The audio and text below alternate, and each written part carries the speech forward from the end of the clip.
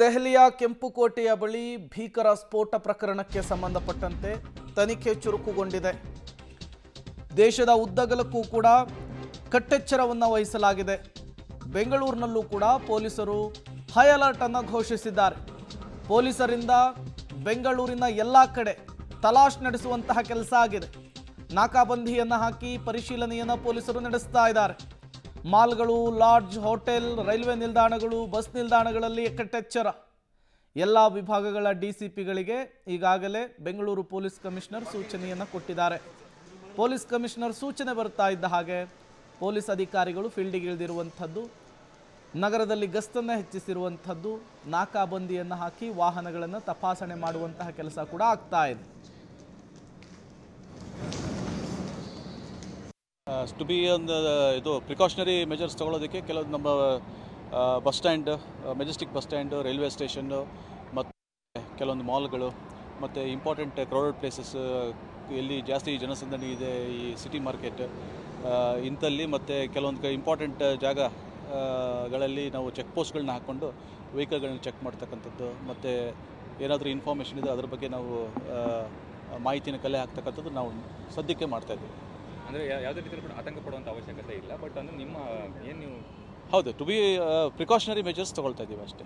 ಏನು ಮಾಡಬೇಕು ನಾವು ರೆಗ್ಯುಲರಾಗಿ ಮಾಡ್ತೀವಿ, ಬಟ್ ಇವತ್ತು ಅದೊಂದು ಇನ್ಸಿಡೆಂಟ್ ಆಗಿರೋದ್ರಿಂದ ಸ್ವಲ್ಪ ಸ್ಟೆಪ್ ಅಪ್ ಮಾಡ್ತೀವಿ. ಸ್ವಲ್ಪ ಜಾಸ್ತಿ ಮಟ್ಟದಲ್ಲಿ ಸ್ವಲ್ಪ ಎಲ್ಲ ಕಡೆ ನಮ್ಮ ಪೊಲೀಸ್ ಪ್ರೆಸೆನ್ಸನ್ನು ನಾವು ತೋರಿಸಿ ಪ್ಲಸ್ ಚೆಕಿಂಗನ್ನು ನಾವು ಮಾಡ್ತೀವಿ. ಸರ್ ನಾಕಾಬಂದಿ ಆಗಿರ್ಬೋದು ಅಥವಾ ಬೇರೆ ಯಾವ ರೀತಿಯಲ್ಲಿ ವರ್ಕ್ ಆಗ್ತಾಯಿದೆ ಸರ್ ಇವತ್ತು? ಯಾಕೆಂದರೆ ಸೂಕ್ಷ್ಮ ಪ್ರದೇಶಗಳು ಸ್ವಲ್ಪ ಹೈ ಅಲರ್ಟ್ ಘೋಷಣೆ ಮಾಡೋ ರೀತಿಯಲ್ಲಿ ಹೇಳಿದ್ದಾರೆ, ಕಮಿಷನರ್ ಕೂಡ ಅದೇ ಸೂಚನೆ ಕೊಟ್ಟಿದ್ದಾರೆ. ಸೊ ಯಾವ ರೀತಿಯಲ್ಲಿ ಇದೆ ಸರ್? ಅಂದರೆ ಬೀಟ್ ಸಿಬ್ಬಂದಿಗಳು ಜಾಸ್ತಿ ಇದ್ದಾರೆ, ಹೇಗೆ ಸರ್? ಎಲ್ಲ ನಾವು ಪೊಲೀಸ್ ಮತ್ತು ಪೊಲೀಸ್ ಅಧಿಕಾರಿಗಳು ಎಲ್ಲ ಈಗ ನಾವು ರೌಂಡ್ಸಲ್ಲಿದ್ದೀವಿ. ಪ್ಲಸ್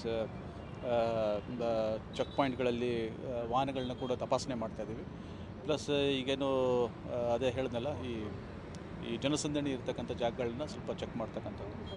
ಮತ್ತಷ್ಟು ಡೀಟೇಲ್ಸ್ ಕೊಡ್ತಾರೆ ಮಾರುತಿ, ನೇರ ಸಂಪರ್ಕದಲ್ಲಿ ಜಾಯಿನ್ ಆಗಿದ್ದಾರೆ. ಮಾರುತಿ, ದೆಹಲಿಯಲ್ಲಿ ಸ್ಫೋಟ ಆದರೂ ಕೂಡ ಇಂತಹ ವಿಚಾರದಲ್ಲಿ ನೆಗ್ಲೆಕ್ಟ್ ಮಾಡೋದಕ್ಕೆ ಚಾನ್ಸೇ ಇಲ್ಲ. ಈಗಾಗಲೇ ಗೃಹ ಇಲಾಖೆಯ ಸೂಚನೆಯನ್ನು ಕೊಟ್ಟಿದೆ. ಹಾಗಾಗಿ ಬೆಂಗಳೂರಿನಲ್ಲಿ ಪೊಲೀಸರು ಯಾವ ರೀತಿಯ ಮುಂಜಾಗ್ರತಾ ಕ್ರಮಗಳನ್ನು ತೆಗೆದುಕೊಳ್ತಾ ಇದ್ದಾರೆ, ಏನೆಲ್ಲ ಆಗ್ತಾ ಇದೆ ಬೆಂಗಳೂರು ನಗರದಲ್ಲಿ, ಡೀಟೇಲ್ಸ್ ಕೊಡಬಹುದಾ ಅಂತೇಳಿ? ಖಂಡಿತ ಪ್ರೇಮ್, ನೇರವಾಗಿ ದೃಶ್ಯಗಳು ತೋರಿಸ್ತಾ ಅದ್ರ ಬಗ್ಗೆ ಹೇಳ್ತಾ ಹೋಗ್ತೀನಿ. ನಾನೀಗ ಒಂದು ಮಾಲ್ ಒಳಭಾಗದಲ್ಲಿದ್ದೇನೆ. ಬೆಂಗಳೂರಲ್ಲೂ ಕೂಡ ಸಾಕಷ್ಟು ಕಟ್ಟೆಚ್ಚರನ ವಹಿಸಿರುವಂಥದ್ದು ನೋಡ್ತಿದ್ದೀರಾ. ಡಾಗ್ ಸ್ಕ್ವಾಡ್ನ ಕರೆದುಕೊಂಡು ಬಂದು ಇಲ್ಲಿ ಯಾವುದೇ ರೀತಿಯ ಅಹಿತಕರ ಘಟನೆಗಳಾಗಬಾರ್ದು, ಸ್ಫೋಟಕ ವಸ್ತುಗಳೇನಾದರೂ ಅಕಸ್ಮಾತ್ ಆಗಿತ್ತು ಅಂದರೆ ಅದನ್ನು ಚೆಕ್ ಮಾಡುವಂಥ ಕೆಲಸನ ಡಾಗ್ ಸ್ಕ್ವಾಡ್ ಮೂಲಕ ಮಾಡ್ತಿರುವಂಥದ್ದು. ಬರೀ ಡಾಗ್ ಸ್ಕ್ವಾಡ್ ಮಾತ್ರ ಅಲ್ಲ, ಸ್ಫೋಟಕಗಳೇನಾದರೂ ಪತ್ತೆ ಹಚ್ಚುವಂತಹ ಯಂತ್ರ ಕೂಡ ತಂದು ಅದರಲ್ಲೂ ಸಹ ಪರಿಶೀಲನೆ ನಡೆಸ್ತಿರೋದಂತೂ ಕಾರ್ ಪಾರ್ಕಿಂಗ್ ಜಾಗಗಳಿಂದ ಹಿಡಿದು ಇಡೀ ಮಾಲನ್ನು ಪರಿಶೀಲನೆ ನಡೆಸ್ತಿದ್ದಾರೆ. ಯಾಕಂದರೆ ಮಾಲ್ಗಳಲ್ಲಿ ಸಾಕಷ್ಟು ಜನ ಬರ್ತಾರೆ. ಕೆಂಪುಕೋಟೆಯ ಮುಂಭಾಗದಲ್ಲಿ ಕಾರ್ ಸ್ಫೋಟದ ಹಿನ್ನೆಲೆಯಲ್ಲಿ ಬೆಂಗಳೂರು ಹೈ ಅಲರ್ಟ್ ಘೋಷಣೆ ಆಗಿರೋ ಕಾರಣಕ್ಕೆ ಪೊಲೀಸರು ಸಾಕಷ್ಟು ಮುಂಜಾಗ್ರತಾ ಕ್ರಮಗಳನ್ನ ಕೈಗೊಂಡಿದ್ದಾರೆ. ಪೊಲೀಸ್ ಇಲಾಖೆ ಸಿಬ್ಬಂದಿಗಳು ಹೆಚ್ಚಿನ ಸಿಬ್ಬಂದಿಗಳನ್ನ ನಿಯೋಜನೆ ಮಾಡಿಕೊಂಡು ಬೆಂಗಳೂರಿನ ಪ್ರಮುಖ ಜಾಗಗಳಲ್ಲಿ ನಾಕಾಬಂದಿಗಳನ್ನು ಹಾಕಿ, ಅಂದರೆ ಪ್ರತಿಯೊಂದು ವಾಹನಗಳನ್ನ ತಪಾಸಣೆ ಮಾಡುವಂಥದ್ದು, ಎಸ್ಪೆಷಲಿ ಕಾರ್ಗಳನ್ನ ಚೆಕ್ ಮಾಡಿ ಡಿಕ್ಕಿಗಳನ್ನ ಓಪನ್ ಮಾಡಿ ಖುದ್ದು DCP ಆದಿಯಾಗಿ ರಸ್ತೆಗಿಳಿದು ಪರಿಶೀಲನೆ ನಡೆಸ್ತಿರುವಂಥದ್ದು. ಈಗ ಮಾಲ್ನ ಒಳಭಾಗದಲ್ಲಿ ಯಾವುದೇ ರೀತಿಯ ಸ್ಫೋಟಕಗಳೇನಾದರೂ ಇತ್ತು ಅಂದರೆ ಅದನ್ನು ಪತ್ತೆ ಹಚ್ಚುವಂಥ ಕೆಲಸಕ್ಕೆ ಡಾಗ್ ಸ್ಕ್ವಾಡ್ನ ಕರೆದು ತಂದು, ಬರೀ ಇದೊಂದು ಮಾಲ್ ಅಲ್ಲ, ಬೆಂಗಳೂರಿನ ಬಹುತೇಕ ಎಲ್ಲ ಕಡೆ ಎಲ್ಲೆಲ್ಲಿ ಹೆಚ್ಚಿನ ಜನ ಸೇರ್ತಾರೆ ಅಂಥ ಸ್ಥಳಗಳನ್ನು ಈಗಾಗಲೇ ರೈಲ್ವೆ ಸ್ಟೇಷನ್ ಆಗಿರ್ಬೋದು, ಬಸ್ ನಿಲ್ದಾಣಗಳಾಗಿರ್ಬೋದು, ಜನನಿಬಿಡ ಪ್ರದೇಶಗಳೇನಿದೆ ಅಲ್ಲೆಲ್ಲ ಇದೇ ರೀತಿಯ ಸೆಕ್ಯೂರಿಟಿ ಚೆಕ್ಗಳನ್ನ ನಡೆಸ್ತಾ ಇದ್ದಾರೆ. ಯಾವುದೇ ಅಹಿತಕರ ಘಟನೆಗಳಾಗಬಾರ್ದು ಅನ್ನೋ ಉದ್ದೇಶದಿಂದ ಈ ರೀತಿಯ ಒಂದು ಕಾರ್ಯಾಚರಣೆಯನ್ನು ಪೊಲೀಸ್ ಇಲಾಖೆ ಮಾಡ್ತಿರುವಂಥದ್ದು. ಪ್ರೇಮ್, ಓಕೆ ಮಾರುತಿ, ಈಗ ಬೆಂಗಳೂರು ಪೊಲೀಸ್ ಕಮಿಷನರ್ ಅವರೇ ಹೇಳಿದ್ದಾರೆ ಎಲ್ಲ ಕಡೆ ಎಚ್ಚರಿಕೆಯನ್ನು ವಹಿಸಬೇಕು, ಗಸ್ತನ ತಿರುಗಬೇಕು, ಜೊತೆಗೆ ಜನನಿಬಿಡ ಪ್ರದೇಶಗಳಲ್ಲಿ ಟಾರ್ಗೆಟ್ ಮಾಡಿ ಎಚ್ಚರಿಕೆಯನ್ನು ವಹಿಸಿ ಅಂಥೇಳಿ. ಸೊ ಹಾಗಾಗಿ ಪೊಲೀಸರು ಮತ್ಯಾವ್ಯಾವ ರೀತಿಯ ಕ್ರಮಗಳಿಗೆ ಮುಂದಾಗುವಂತಹ ಸಾಧ್ಯತೆ ಇದೆ ಅಂಥೇಳಿ? ಖಂಡಿತ ಪ್ರೇಮ್, ಈಗ ಏನು ಈ ದೃಶ್ಯಗಳಲ್ಲಿ ನೋಡ್ತಿದ್ದೀರಾ ಇದೇ ರೀತಿಯಲ್ಲಿ ಬೆಂಗಳೂರಿನ ಬಹುತೇಕ ಕಡೆಗಳಲ್ಲಿ ಎಲ್ಲೆಲ್ಲಿ ಹೆಚ್ಚಿನ ಜನ ಸೇರ್ತಾರೆ ಅಂಥ ಸ್ಥಳಗಳಲ್ಲಿ ಪರಿಶೀಲನೆ ನಡೆಸ್ತಿರುವಂಥದ್ದು.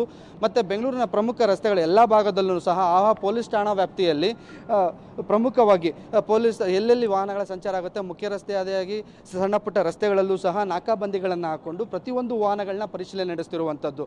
ಅಂದರೆ ಎಸ್ಪೆಷಲಿ ಕಾರ್ಗಳನ್ನು ಚೆಕ್ ಮಾಡಿ ಡಿಕ್ಕಿಯಿಂದ ಬೇರೆ ಸ್ಟೇಟಿಂದ ಬರುವಂಥ ಗಾಡಿಗಳಾಗಿರ್ಬೋದು, ನಮ್ಮ ರಾಜ್ಯದ ಅನುಮಾನಾಸ್ಪದವಾಗಿ ಕಂಡು ಬಂತಂತಲೇ ಆ ಗಾಡಿ ಮಾಲೀಕರಿಂದ ಮಾಹಿತಿನ ಪಡೆಯುವಂಥದ್ದು ಮತ್ತು ಗಾಡಿಯಲ್ಲಿ ಏನೆಲ್ಲ ವಸ್ತುಗಳಿವೆ ಇದನ್ನೆಲ್ಲ ಚೆಕ್ ಮಾಡಿ ಆ ನಂತರ ಗಾಡಿನ ಕಳಿಸುವಂಥ ಕೆಲಸ ನಡೆಸ್ತಿರುವಂಥದ್ದು. ಈಗಾಗಲೇ 10 ಗಂಟೆಯಿಂದಲೇ ಆ ಕಾರ್ಯ ಶುರು ಮಾಡಿರುವಂಥದ್ದು. ಏರ್ಪೋರ್ಟಲ್ಲೂ ಸಹ ಈಗಾಗಲೇ ಕಟ್ಟೆಚ್ಚರ ವಹಿಸಿದ್ದಾರೆ. ದೇವನಹಳ್ಳಿ ಪೊಲೀಸರು ಸೇರಿದಂತೆ ಏರ್ಪೋರ್ಟ್ ಪೊಲೀಸರು ಸಹ ಅಲ್ಲಿ ಮುಂಜಾಗ್ರತಾ ಕ್ರಮಗಳನ್ನ ಕೈಗೊಂಡಿರುವಂಥದ್ದು. ಬೆಂಗಳೂರು ನಗರದ ಆದ್ಯಂತ ಎಲ್ಲೆಲ್ಲಿ ಪೊಲೀಸ್ ಸ್ಟೇಷನ್ ಇದೆ ಆ ಪೊಲೀಸ್ ಸ್ಟೇಷನ್ ವ್ಯಾಪ್ತಿಯಲ್ಲಿ ಇರುವಂಥ ಸಿಬ್ಬಂದಿಗಳನ್ನ ಬಳಸ್ಕೊಂಡು ಈಗ ಡ್ಯೂಟಿ ಮುಗ್ದಿರೋರ್ನೂ ಕರ್ಕೊಬಂದು ಹೆಚ್ಚಿನ ಸಿಬ್ಬಂದಿಗಳನ್ನು ಇವತ್ತಿನ ನಾಕಾಬಂದಿ ಕಾರ್ಯಾಚರಣೆಗೆ ಇಳಿಸಿರುವಂಥದ್ದು. ಯಾವೊಂದು ವಾಹನವನ್ನು ಹಾಗೆ ಕಳಿಸೋಗಿಲ್ಲ, ಪ್ರತಿಯೊಂದು ವಾಹನಗಳನ್ನ ತಪಾಸಣೆ ಮಾಡಬೇಕು ಅಂತ ಹೇಳಿರುವಂಥ ಕಾರಣಕ್ಕೆ ಬೆಂಗಳೂರಿನ ಬಹುತೇಕ ಭಾಗಗಳಲ್ಲಿ ಪೊಲೀಸರು ಕಟ್ಟೆಚ್ಚರ ವಹಿಸಿಕೊಂಡು ಯಾವುದೇ ರೀತಿಯಲ್ಲೂ ಬೆಂಗಳೂರಿಗೆ ಒಳ ಮತ್ತು ಹೊರ ಬರುವಂಥ ವಾಹನಗಳನ್ನ ಕಂಪ್ಲೀಟ್ಲಿ ಚೆಕ್ ಮಾಡದೆ ಬಿಡಬಾರ್ದು ಅನ್ನೋ ಕಾರಣಕ್ಕೆ ಚೆಕಿಂಗ್ ಕೂಡ ನಡೆಸ್ತಿದ್ದಾರೆ. ಮತ್ತು ಜನ ಎಲ್ಲೆಲ್ಲಿ ಸೇರ್ತಾರೆ ಆ ಸೇರುವಂಥ ಸ್ಥಳದಲ್ಲಿ ಯಾವುದೇ ರೀತಿಯ ಅಹಿತಕರ ಘಟನೆಗಳಾಗಬಾರ್ದು ಅನ್ನೋ ಕಾರಣಕ್ಕೆ ಈ ರೀತಿ ಡಾಗ್ ಸ್ಕ್ವಾಡ್ನ ಕರ್ಕೊಬಂದು ಏನೆಲ್ಲ ಮುಂಜಾಗ್ರತಾ ಕ್ರಮಗಳನ್ನ ಕೈಗೊಳ್ಳಬೇಕು ಆ ಕ್ರಮಗಳನ್ನ ಕೂಡ ಪೊಲೀಸ್ ಇಲಾಖೆ ಕೈಗೊಳ್ತಿರುವಂಥದ್ದು.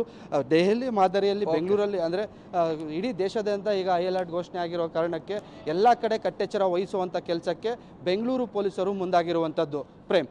ಓಕೆ, ಥ್ಯಾಂಕ್ ಯು ಮಾರುತಿ ತಮ್ಮೆಲ್ಲ ಮಾಹಿತಿಗಾಗಿ. ದೇಶದ ಯಾವುದೇ ಮೂಲೆಯಲ್ಲೂ ಈ ರೀತಿಯ ಅನುಮಾನಾಸ್ಪದ ರೀತಿಯಲ್ಲಿ ಸ್ಫೋಟ ಆದಂತಹ ಸಂದರ್ಭದಲ್ಲಿ ಎಚ್ಚರಿಕೆಯನ್ನು ಕೊಡಲಾಗುತ್ತೆ. ಅದರಲ್ಲೂ ಈಗ ರಾಷ್ಟ್ರದ ರಾಜಧಾನಿ ದೆಹಲಿಯಲ್ಲಿ ಕೆಂಪು ಕೋಟೆಯ ಬಳಿನೇ ಜನನಿಬಿಡ ಪ್ರದೇಶದಲ್ಲಿ ಸ್ಫೋಟ ಆಗಿರೋದ್ರಿಂದ ಇದರ ಸುತ್ತ ಹಲವು ಅನುಮಾನಗಳಿದ್ದಾವೆ. ಹಾಗಾಗಿ ಎಚ್ಚರಿಕೆಯನ್ನು ಕೊಡಲಾಗಿದೆ.